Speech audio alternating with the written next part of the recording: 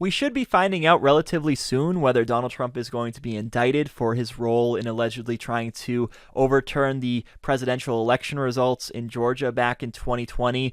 And the person who is saying that the decision is coming soon is someone who would know a thing or two about it. It's Fulton County District Attorney Fani Willis, who is the Georgia prosecutor investigating whether Trump broke election laws in the state by trying to strong-arm Brad Raffensperger and get him to find the, quote, 11,780 votes. She told the Associated Press that she expects to come to a decision about whether to indict Trump by June 30th. Now, that sounds very direct, and it definitely sounds like it's coming soon, especially because we're in the middle of June now. But then you find out there's a catch, and that catch is that she actually made this statement back in January. She said, quote, "I certainly think that in the first half of the year that decision will be made, but who knows if between now and then things have changed, if the timeline has been moved back." What is promising, though, is that Willis has been ramping up her investigation in recent months. She's interviewed a few dozen people, including Secretary of State Brad Raffensperger. She was granted approval for a special grand jury, but has held off on having witnesses testify before the jury.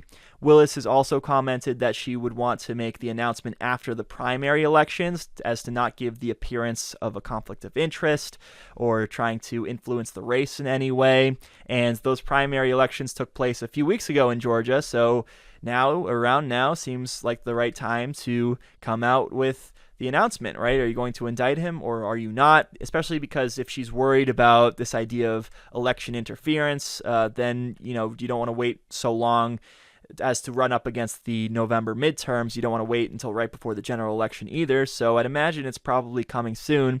To me, for what it's worth, I think that Trump clearly broke the law on this. I think it's a slam dunk case. If you look at the Georgia election law, it says, quote, "A person commits the offense of criminal solicitation to commit election fraud in the first degree when, with intent that another person engage in conduct constituting a felony under this article, he or she solicits, requests, commands, importunes, or otherwise attempts to cause the other person to engage in such conduct, and the punishment is somewhere between 1 and 3 years in prison." For what it's worth, and I'm no lawyer, but if you take a look at the letter of the law there, it certainly looks like Donald Trump committed this crime, and you at least have enough evidence to go to an indictment, and we'll let the jury decide whether he is guilty. They also have audio recordings of him. They can establish that there was a well-planned, well-coordinated effort to do this. It certainly wasn't a one-off thing by Trump, too. Like, he definitely has a pattern of this, and there's witnesses. Like, you definitely have a solid case here. So my sense is that if they decide not to indict, it's going to be more of a political calculation than a criminal one. They may just say, we've never prosecuted a former president. We don't want to go down that road, so we're going to let him off the hook here. And I hope that doesn't happen. I hope that he's held accountable.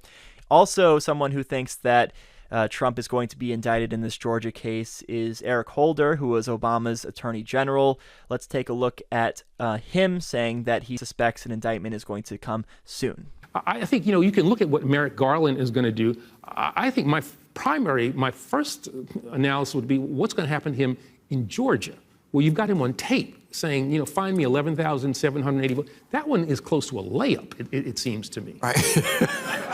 I've always said the same thing about that one. Why don't they just go after that one moment? It's on tape. You have the smoking gun. He's saying, I remember when Rod Blagojevich was on tape. Basically, that didn't work out too well for him. No, I know, but it was pretty blatant. But it wasn't as bad as find me 11,000 votes. Yeah.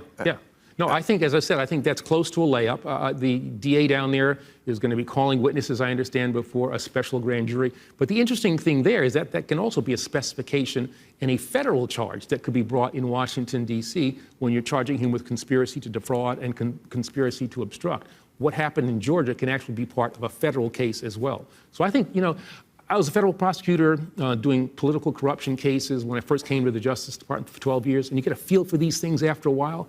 I get the feeling that I can see where this one is going, and a lot of high-level people in the Trump administration, I suspect the president himself, people at the Justice Department are all going to find themselves on a little document that says the United States versus fill in the blank. So there you have it. Eric Holder suspecting that Donald Trump is going to be indicted in this Georgia election fraud case. And I just get the sense that if Trump is going to have to face any consequences for his alleged wrongdoings, it's going to be because of this Georgia case. Like the other investigations, I just don't see them going anywhere at this point. The one out of New York, for example, there just doesn't seem to be the appetite to charge him. And we've had resignations because it seems clear that they're just not willing to go in that direction.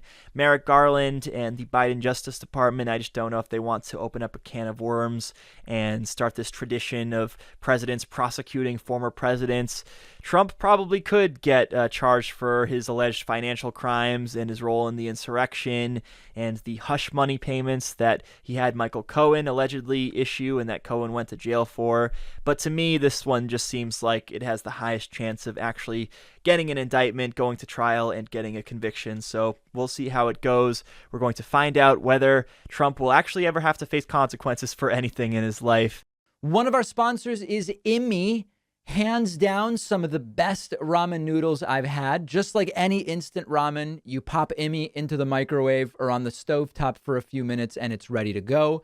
But what makes Immi different is that it is packed with 21 grams of protein, lower in sodium, 100% plant-based, with 18 grams of fiber for digestive health, and it tastes excellent.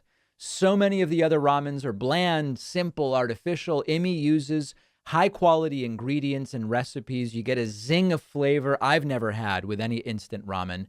Immi comes in amazing flavors like spicy beef, tom yum shrimp, and black garlic chicken. If you try Immi and don't love it, you get your money back. You'll get $5 off when you go to immieats.com/Pacman and use the code Pacman at checkout. The link is down below.